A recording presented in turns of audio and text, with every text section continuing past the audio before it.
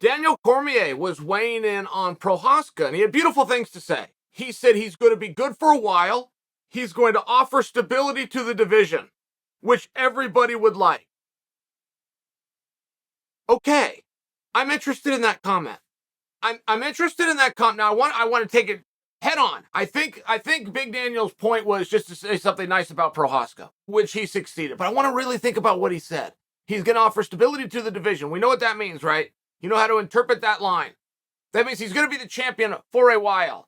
You're not going to play musical chairs. You're going to have the same guy. You're going to have a fixture. This is the guy to come in and beat. Now, it has long been believed that that is what you need from a promotional standpoint. Vince McMahon himself, when he looked to buy the UFC, he was going to buy the UFC and shut them down. He was not going to go into business. And Vince believed you cannot make a star unless you control the outcome. And that the UFC is never going to make it. They're never going to make it in this industry. This is like 2012. Seems like a lifetime ago. It was just before the Fox deal. It was before the ESPN deal. MMA was very different 10 years ago. But Vince believed the UFC could not make it because they're not going to have a sitting champion. They're not going to have what Daniel is saying Prochazka has to offer, which is stability. So I just want to take a closer look at that, right? If Vince says it, and it comes from the world of promotion, you should probably file that away. But is it true? We've had enough time go by. Anderson Silva was not a very good draw. He just wasn't. And he had the longest reign of anybody. Jon Jones was such a poor draw in connection with his skills that he's had to walk away from a championship and leave the division just to try to get fresh parity.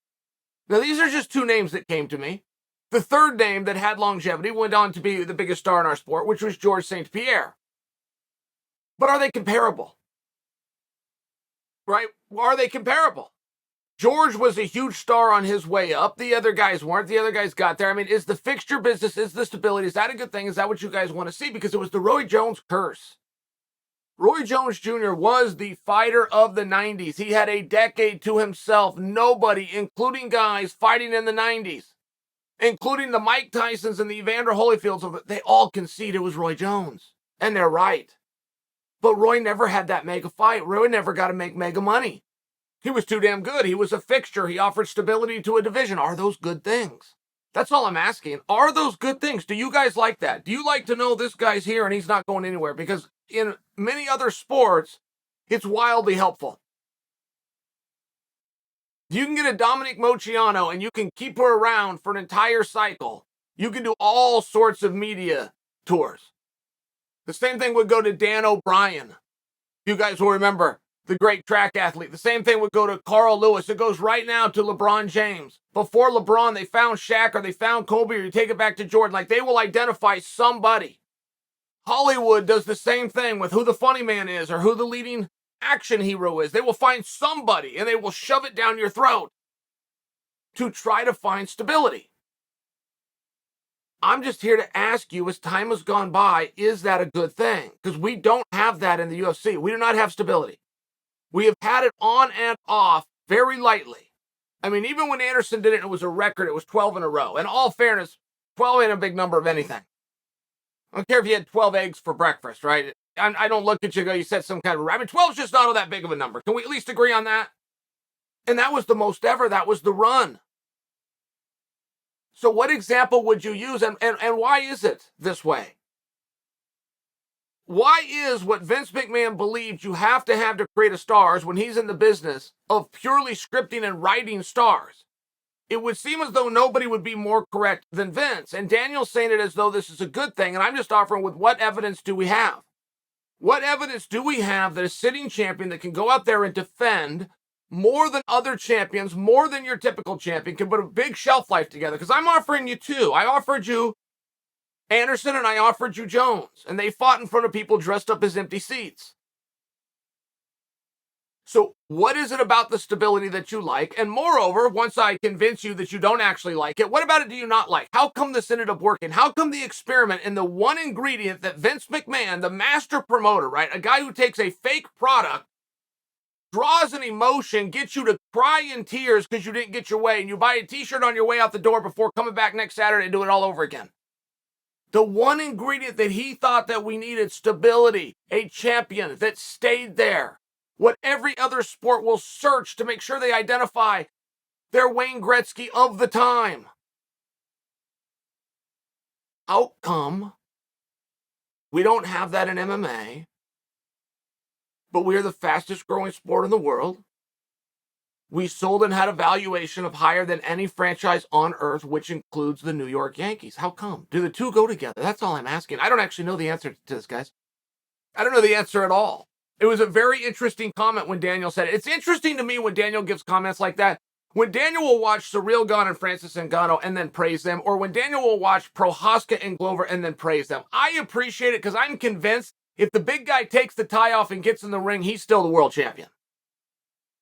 I ain't seen a guy yet at heavyweight or at 205 that could beat Daniel Cormier. Right now, I'm not going to go give him a training camp. I'm talking about he gets in there right now, he leaves with your belt. That's what I think. That's what I think.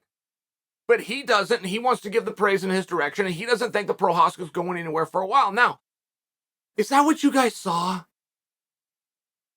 Prochazka has an interesting look. That's true. He does. He's got, with the hair comes out and the point. He has an interesting look, and I support a gimmick. With my dying breath, I support a gimmick, something that separates you and makes you of interest. If you took that haircut away, was there anything there that you saw that you didn't see in the 10 other fights that night or any other fight that you've ever seen? I mean, in all fairness, I'm not giving him a hard time. I think Prochazka can handle what Chael's saying. Now that he is recognized as the baddest man in the world, I think he can handle me to come out and ask a question that you were fighting a 42-year-old. You were a 3-1 favorite by anybody that had any money to part, and you were 30 seconds away from getting beat. Like, what about that is Daniel seeing that he thinks is a skill that sets him apart? Are any of us refuting if Daddy returned the division? I'm talking about Jon Jones. Are any of us refuting that we're not even having this discussion? Is Daniel complimenting Prochazka, or did he just reveal the entire division? I'm only asking these questions. I'm only asking the questions. I was never in a division where I would let a 42-year-old whip my ass, or have the ratings, or have the rankings, or have a belt while I was sitting there. That's a true story. That never happened to me, but that would not have happened to me. What is Prochazka, 29? When I was 29 years old, there wasn't a 42-year-old walking God's earth. But he did that night, and he walked all over you. And he was 30 seconds from getting his hand raised. Oh, and by the way, he says that he had a poor performance and was vomiting less than 24 hours before. I mean, I'm just looking going, is it true? Prochazka looks like an interesting guy to me. He's damn sure a problem. He's very much a very good fighter. But what is it that you saw that is going to stay on top? He's going to offer stability. He was 30 seconds from not even being on top of this mountain to start with. I think that they're interesting questions by me. If you go watch Prochazka fight, and you go watch Rachik fight, and you come and you tell me you think Prochazka's going to beat Rachik, I don't think you're telling the truth. I don't think you were being fair.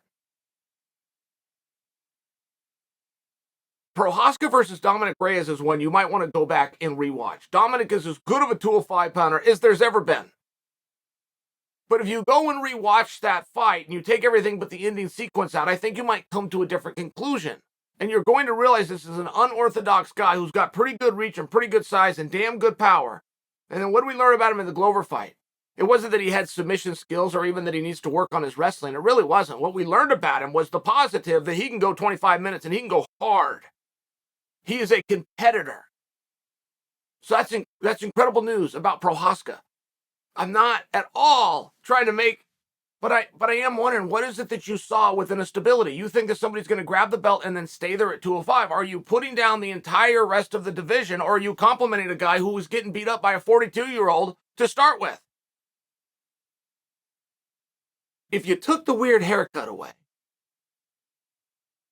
is there anything that you saw within that fight that stands out and that you believe makes that athlete different? That's a tough question by me, and it sounds very critical. But I have a feeling you're not going to be able to answer it.